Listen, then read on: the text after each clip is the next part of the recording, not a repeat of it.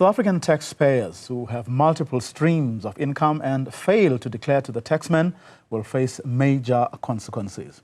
Under the Tax Administration Act, taxpayers who submit falsified or incomplete documentation to SARS during the tax declaration period may face consequences such as criminal prosecution.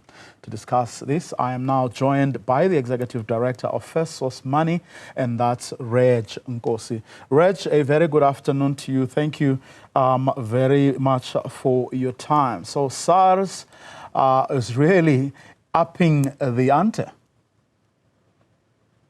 Absolutely. There's nowhere to hide, isn't it? I think it's understandable that government has to find money for its activities. And those of us are those people who have second or third or whatever income must necessarily contribute to that. But it's quite expensive for the country, even for those people who are going to be paying. Already, South Africa is the highly taxed economy on the continent. And one wonders how far this is going to go. But nonetheless, it is a move which should be welcome, because don't we need taxes for the services, isn't it? But is this a question of, tightening loopholes, or is it a desperate attempt on the part of the revenue services to rake in more money? Essentially, it is about government wanting to rake in money. I mean, they come up with issues like trying to obey the Financial Action Task Force regulations, especially regulation of area number 7.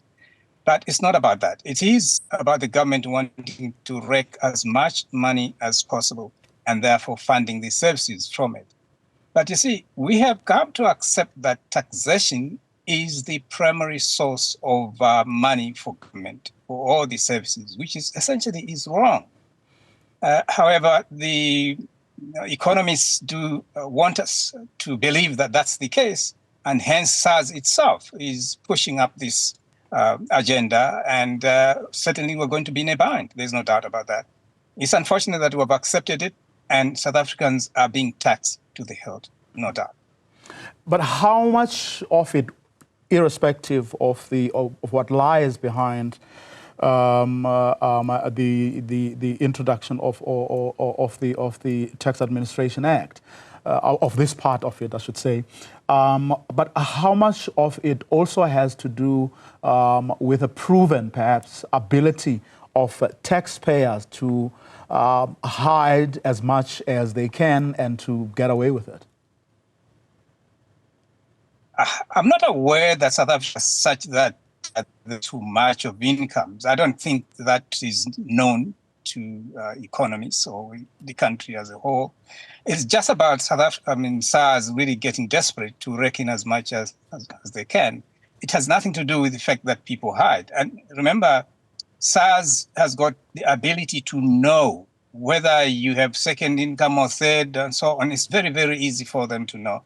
And South Africans are aware of that. And to the extent that this is the case, I don't think it's really about people hiding money or hiding their incomes. It's the desperate attempt at the government to push in as much as possible for the coffers of the state. Frankly, it's a move we should frown upon, even if some people may think, well, it's going to help us, deliver the services. Government deliver the services to the people. I don't think there's going to be any difference on that score at all.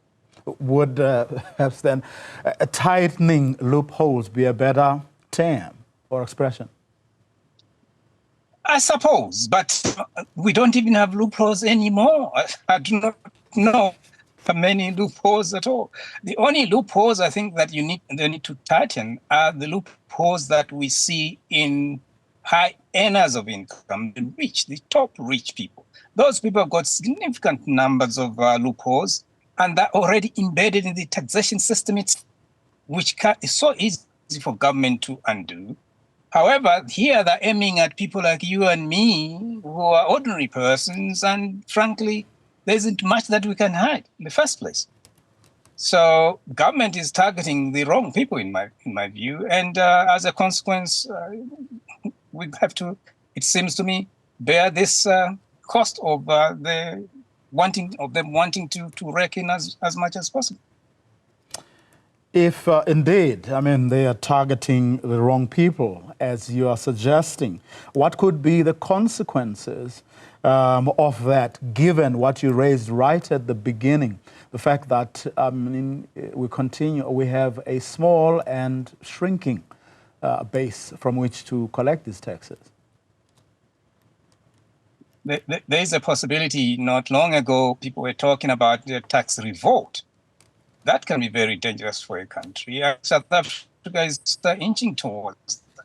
People are going to be, is going to be sniffing right into the places it doesn't require, to sniff. And as a consequence, people are going to get a bit, miffed with SARS or miffed with government and inching towards revolt, because even if they're going to have to target all these incomes, the level of service delivery is not going to change. That insofar as we can see. So expect lots of discomfort from ordinary people and indeed those who know the tax revolt that I've just talked about. I think we have to be very, very careful. There are so many other ways in which government can, in fact, finance its operations the country over. And I think government should be going that way, and the ways that are possible than tightening and tightening and tightening as they are doing right now. Of course, we cannot overemphasize the need for everyone to disclose, to comply. South Africans are very compliant. I'm not aware of a case where South Africans have been said they're not compliant. I mean, we are very compliant, and government should understand that.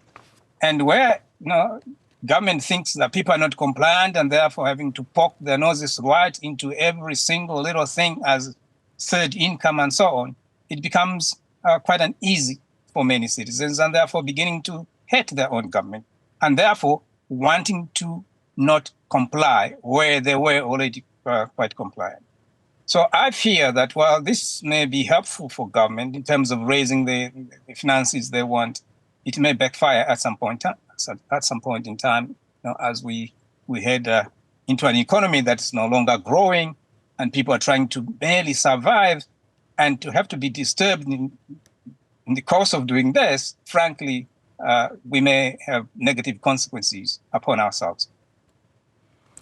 Redge Nkosi, thanks very much for your time. He's Executive Director at FirstSource Money, commenting, of course, around the Tax Administration Act, in terms of which taxpayers who submit falsified or incomplete documentation to SARS will face consequences.